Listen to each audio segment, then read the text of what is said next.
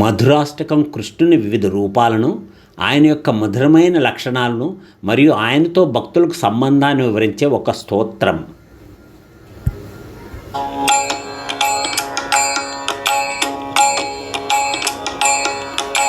అధరం మధురం వదనం మధురం నయనం మధురం హసితం మధురం హృదయం మధురం గమనం మధురం మధురాధిపతేరఖిలం మధురం మధురాధిపతేరఖిలం మధురం వచనం మధురం చరితం మధురం వసనం మధురం వలితం మధురం చలితం మధురం భ్రమితం మధురం మధురాధిపతేరఖిలం మధురం మధురాధిపతేరఖిలం మధురం వేణుర్మధురో రేణుర్మధురః పాణిర్మధురః పాదౌ మధురౌ నిత్యం మధురం సఖ్యం మధురం మధురాధిపతేరఖిలం మధురం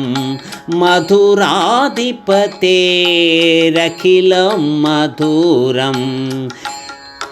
గీతం మధురం పీఠం మధురం భోక్తం మధురం సుప్తం మధురం రూపం మధురం తిలకం మధురం మధురాధిపతేరఖిలం మధురం మధురాధిపతేరఖిలం మధురం కరణం మధురం తరణం మధురం హరణం మధురం రమణం మధురం వమితం మధురం శమితం మధురం మధురాధిపతేరఖిలం మధురం మధురాధిపతేరఖిలం మధురం గుంజా మధురా మాలా మధురా యమునా మధురా వీచి మధురా సలిలం మధురం కమలం మధురం మధురాధిపతేరఖిలం మధురం మధురాధిపతేరఖిలం మధురం గోపీ మధురా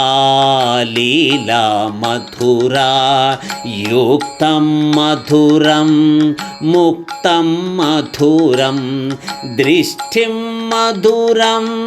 సృష్టం మధురం మధురాధిపతేరఖిలం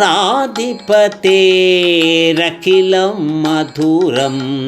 మధురాధిపతేరఖిలం మధురం గోపా మధురా గావో మధురా యష్ఠిర్మధురా సృష్టిర్మధురా దళితం మధురం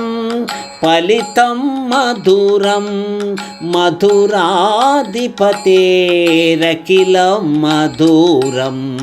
మధురాధిపతేరఖిలం మధురం.